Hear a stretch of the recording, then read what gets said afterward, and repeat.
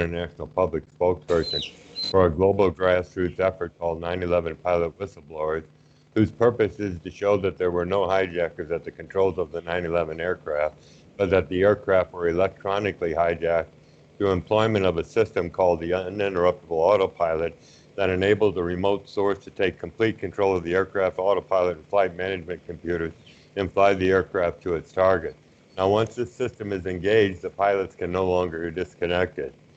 We have a website at 911pilots.org and a YouTube channel at 9/11 Pilots for additional information. Now, for myself, I commenced flying over 50 years ago in 1968 and accrued my over 20,000 flight hours in 15 different aircraft over a career span of 35 years.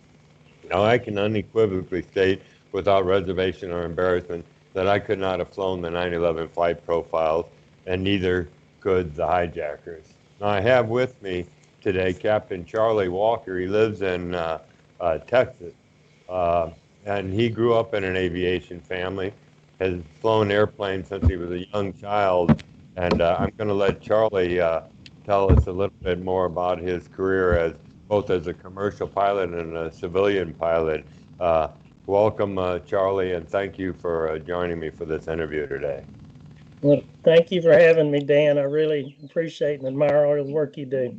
Oh, thank you. We can start off by you telling me when you commenced flying, the first aircraft you start flying, maybe a little bit of background about your aviation family, and then go into detail about all the airplanes you flew and the number of flight hours you've flown. Okay, I was born in 1955, and my family had 5 airplanes at the time. Agriculture used J3 Cubs, and we flew all over as low-level flying. And I was taught to fly starting at that time. And but I waited until I graduated from college and I had enough money, and I got an engineering job, and I started spending all my money. I spent $1 million getting my ratings on all the different airplanes at the time. Started out in a Cessna 150, went to the 182 and 172s also, and then a bunch of Piper aircraft, the Lance, Twin Comanche, Apache, Navajo, and then at 2,000 hours, I started doing commercial flying for the airlines. I started with Metro Airlines south of Houston on the DH-6, the Twin Otter, and then I went to the EMB 110, the Bondurante, and that was for Emerald Airlines. And then went to the DC-9, flew the 10 series, the 30 series, and the 80 series. And then I got a 737 type rating from Southwest. I was the first one to fly the 300 series.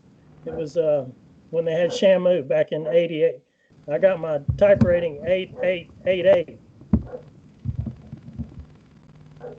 And go ahead. Yes, I've just continued to fly. I got a job with flight safety, and I went through all their training, and I taught all the Continental Express pilots on the ATR. I was rated captain on the ATR 42 and 72, and then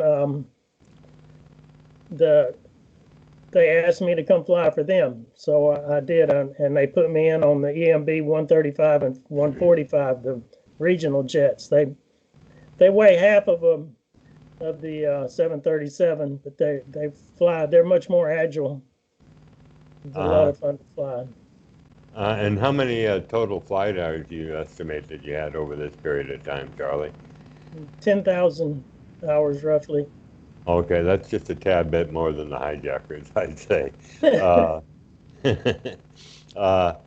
Now, you certainly would qualify as an expert witness as a pilot if you were asked to testify under oath on camera before a federal grand jury or in a court of law. Would you be willing to do that at a later date if offered the opportunity? I'd be honored to. Thank you for asking me, Dan. Okay, great. Let's jump into the Pentagon profile and Hani Hanjour, the 29-year-old Saudi Arabian hijacker who allegedly hijacked American Airlines Flight 77 and flew it into the Pentagon. Now, he came to the States in the mid-90s, took some flight training before returning to Saudi Arabia. And then in 2001, January 2001, he returned to the States with the intent of re-enrolling in the same flight school.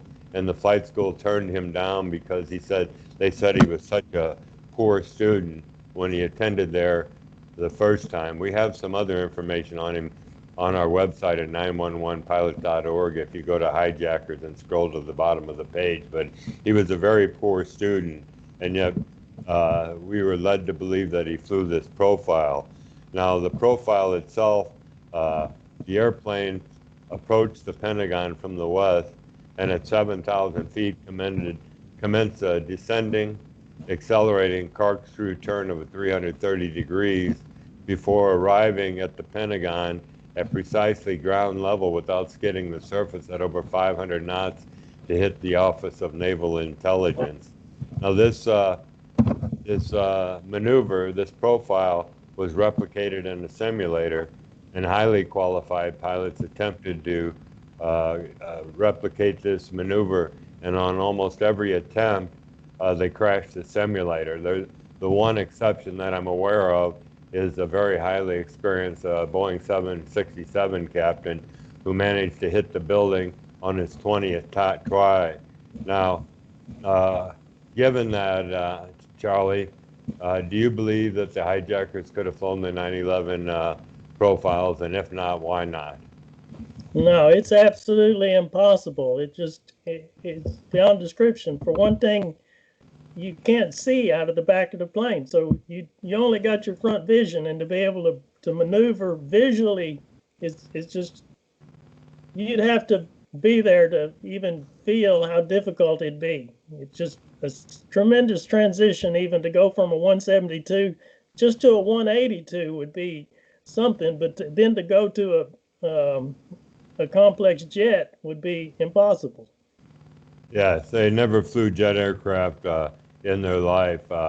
Now, let me ask you, do you believe you could have flown the flight profile? No, I mean, you're taught to fly, navigate, and communicate. And plus, it's a two-place airplane. Really, it's a three-place, but the autopilot, they got rid of the flight engineer, I guess. But, I mean, the first thing is you fly the airplane, you got to have the right heading, altitude, and airspeed. I mean, altitude in this case would be a controlled descent. But Right.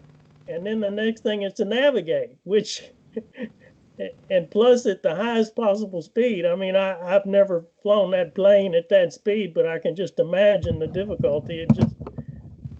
I wouldn't bet $1 million to one, that it could be done. It's not even reasonably. It makes me laugh to think about that story. Yes, me too. It would be akin to just learning to drive a Volkswagen Beetle a year prior and then hopping into a semi-tractor trailer you never drove before and get it up to 500 miles per hour and try to drive through a Jiffy Loop without scraping the sides of the truck. That's how accurate he would have had to have been. Do you Yeah, agree that's with a me good there? point. When you're close to the ground like that, it just takes a few degrees and you strike the wing. I mean, it's just Right, impossible. right, right. Now, you've never flown a large modern commercial jet aircraft, but you've flown a wide variety of smaller aircraft. Could you, in your words, describe the differences between the cockpit of say, a 172 and that of a modern commercial jet aircraft? Yeah, it's all computers. It's just when you didn't to fly it without the autopilot was extremely difficult and time consuming. And sometimes they'll MEL the minimum equipment list, the autopilot. It just you don't want to take that flight, but Right. it's a Uh, workout. okay, I gave an introduction to the uninterruptible autopilot. Are you familiar with that system, Charlie? Yes, in fact, I know the mechanic that installed that box on one of the planes. I mean, I don't know his name, but I'm sure we can go look up the records. He is sure he's a United aircraft mechanic. I'm also a certified aircraft mechanic. And I talked to him and he said